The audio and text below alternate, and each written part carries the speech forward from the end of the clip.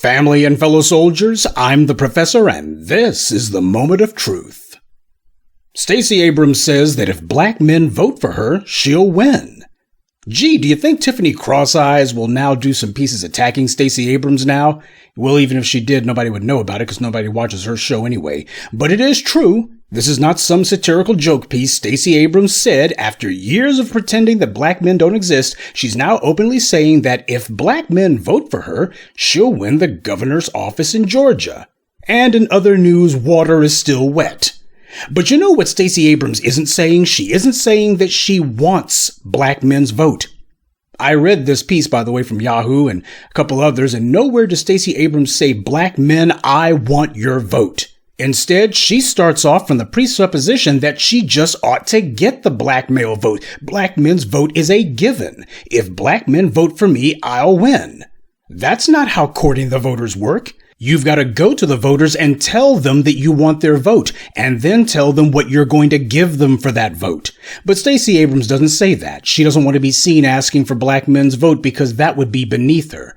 How disrespectful. And the rest of the DNC shares her contempt for black men. One of the Democrats' so-called strategists named Antoine Seawright said, I think that Stacey Abrams and our party have a tremendous responsibility and opportunity to educate and engage perhaps the most consequential voting bloc in a generation, and that's black men. Well, first of all, let's put aside the blatantly patronizing way that they talk about black men, and let's go ahead and deal with that first part where they say we have an opportunity to educate black men. To educate us? The damned insult. And what exactly are they going to educate black men on? They don't even make a pretense that they're going to listen to black men. Instead, they boldly tell us that this is a chance for them to teach us something. When they say educate, we know what that means. It's going to be a lecture to black men, no different than what Barack Obama was doing. And they're going to white-splain to us why our demands for tangibles aren't important and why all this other irrelevant stuff that they want are the things that we need to be focusing on instead. Now, you never see these Democrats, and you certainly don't see Stacey Abrams going to these other groups talking about how they're going to educate them. Oh, when they go to these other groups, they say they're going to listen to them. That's what they say when they're talking to Hispanics and Asians, to the Jewish vote, and Arabs and such. But these other groups, they say they're going to listen to them. Tell us your concerns. We're here to listen to you. But not black people. When they come to us, we just need to sit down, be quiet while they bark out the orders and tell us how to vote and how to think. Because it's their job to educate us. Well, Stacey Abrams and Antoine Seawright, on behalf of black men, I'll tell you that we are very well informed. Thank you very much. We know exactly what our interests are, and we don't need anyone to try to dictate it to us or to try to con us into thinking something else is our interest when it's not. It's Stacey Abrams and the Democrats who need to be educated. They're the ones who have a lot to learn from us. They're the ones who need to be listening to us. Stacey Abrams lost her last governor's race, and she doesn't know why. So that being the case, she's the one who we have an opportunity to educate. But as her obstinance and belligerence has already shown, there's simply no way to fix stupid. Yet the white media is going to try to mislead you by saying that Stacey Abrams says she wants black men's vote. I just got through showing you. She didn't say that. Don't fall for the con game. Don't fall for the weasel words. And by the way, even if Stacey Abrams does finally ever get around to saying, you know what, I want black men's vote, that still wouldn't be the truth. What Stacey Abrams really wants is a scapegoat for when she loses. Someone who she can pin the blame on. And black men, of course, are the perennial whipping boy for that one from the Democrats. Stacey Abrams lost her last run at the governor's mansion by just 1.5 percentage points. That is only a hair in political terms. And as she sees it, with 88% of black men having gone for her last time, if she can just get 10 more percentage points, why, she becomes governor. The Georgia governor's office is so close, she can taste it. Well, in Stacey Abrams' case, victory is about the only thing she hasn't tasted. Well, you know what? I'm fine with the idea that she wants to blame black men for her political loss. Let her blame black men. That's fine. In fact, I want her to. She won't get into the governor's mansion or to Washington without black men's votes. So that being the case, what is she offering us for our vote? Since our vote has the power to put her in office, what's Stacey Abrams prepared to offer us for that vote? What is she prepared to do for that vote? Because she's not going to be able to come to us and tell us how important it is that we have abortion on demand. So what's she offering? This piece talks about how Abrams is focusing on crime. You know, with black people, that's what the conversation always is. Let's talk about crime. We need more police on the streets gunning you niggers down. Anything other than money.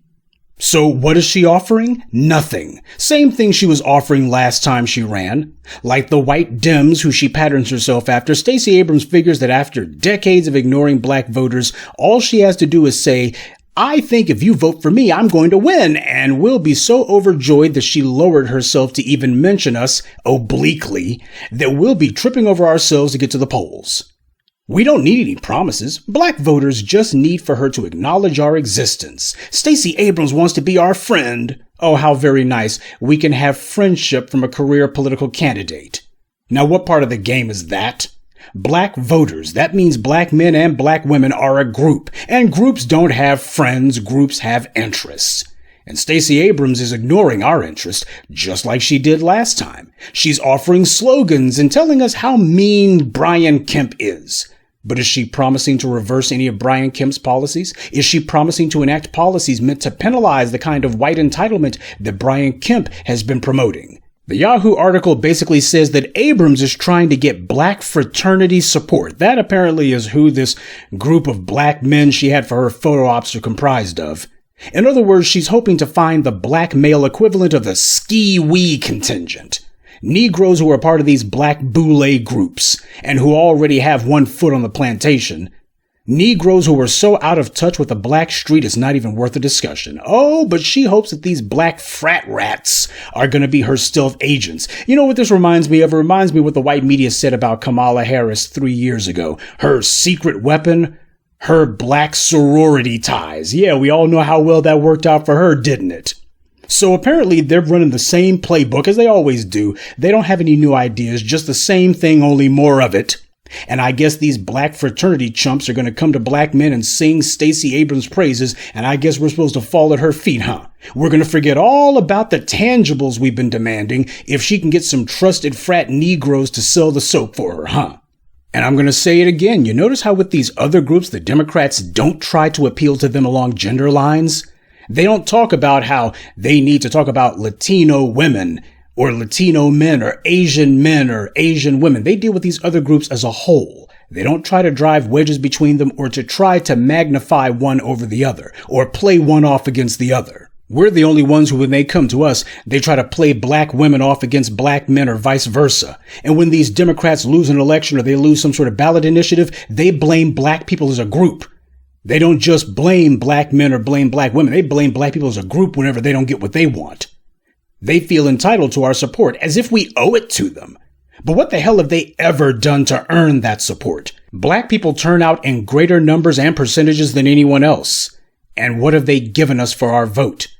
If Stacey Abrams has woken up from her MSG and high fructose corn syrup induced coma and finally realized that she needs all black votes, then my question is, has she also woken up to the fact that she'll have to offer us something tangible to get our vote? Or is she still hoping that she can bluff her way past us with scare talk about how Kemp is so similar to Trump and empty slogans about how nice she wants everyone to be towards one another? See, with black voters, we always let people jawbone us to death. Everyone else gets offered tangibles for their vote. All these other groups get money. They get funding, investment in their communities and their businesses. Money specifically for them. Programs specifically for them. Hundreds of millions, if not billions of dollars specifically for those groups. Money that black people are not eligible to get even 1 red cent of. And then you got creeps like Kamala Harris who have the nerve to sit in front of a camera and tell black people boldly, I'm not going to sit here and say I'm going to do something that's only going to benefit black people. No. And yet the heifer then says, now give me your vote. Something that's only going to benefit Kamala Harris. Well, you can guess what I say to that. No. So as you can tell, I do not at all feel honored that Stacey Abrams is mentioning in passing the most obvious thing of all, that if black men vote for her, she'll win office. That's not how you get people's support. You get it by going to the people whose votes you want and saying, here's what I'm going to give you if you vote for me. You lead with whatever the tangible benefit of voting for you is going to be. Then you say, vote for me. But with black voters, all we get is the BS demand for our vote. There's never any mention of what we're going to get because, as they see it, black people aren't supposed to get anything. Black people get aspirational hot air. We get kumbaya and holding hands with non-black people. Dr. King had a dream. Talk. That's what they give us. Oh, I will have a cabinet or a gubernatorial staff that's going to look like the community it serves. Listen up, stupid. I'm not interested in some political prostitute giving some make-work jobs to some token Negro suck-ups. This isn't about what the 1 or 2 hand-picked token Negroes on the governor's or even presidential staff are going to get. This is about what the black masses whose vote these Dems claim to want are going to get. But obviously she or her staffers have been paying attention to what the new voices of black media have been saying, as we've been keeping tabs on Biden's broken promises. And that's the thing, Abrams is making sure that she sticks closely to the DNC script. Don't make any promises. She's already pulling a page from the Obama playbook, already saying, quote, people have a reason to be suspicious when you believe that an election can transform the world and it doesn't happen. It is absolutely understandable that people feel that there may not be a reason to show up. That's what Obama said about his failed presidency after he realized that he was the reason Trump won the election. Abrams is already saying not to expect anything from her as governor. Well, in that case, she shouldn't expect anything from us as voters. Notice how when the Republican candidates come out to run for office, they don't go to their constituents and talk about how they can't do anything for them. Republicans promise to do the most over-the-top, blatantly racist stuff that they can. And then, even though they know it's going to get knocked down by the courts, they go ahead and just do it anyway. Because to them, the important thing is, well, at least we went ahead and did it.